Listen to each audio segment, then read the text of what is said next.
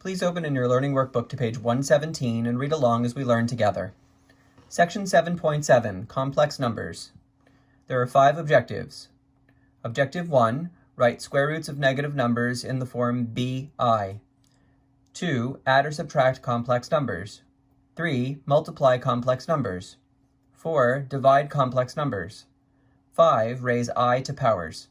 We begin with learning objective number 1, write square roots of negative numbers in the form bi. Our work with radical expressions has excluded expressions such as the square root of negative 16, because the square root of negative 16 is not a real number. There is no real number whose square is negative 16.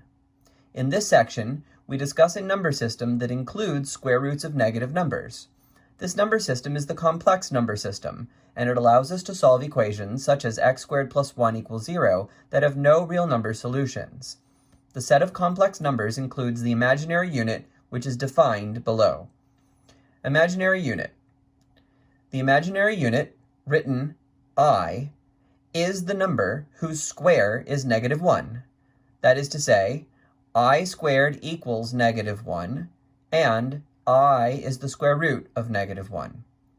To write the square root of a negative number in terms of I, use the property that if a is a positive number, then the square root of negative a could be written as the square root of negative 1 times the square root of a, and the square root of negative 1 is I, so we get I times the square root of a. Comparing the ends, we find that the square root of negative a is the same thing as I times the square root of positive a. Now, one thing that's worth discussing.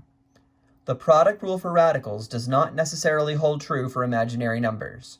To multiply or divide square roots of negative numbers, first we rewrite each number in terms of the imaginary unit I.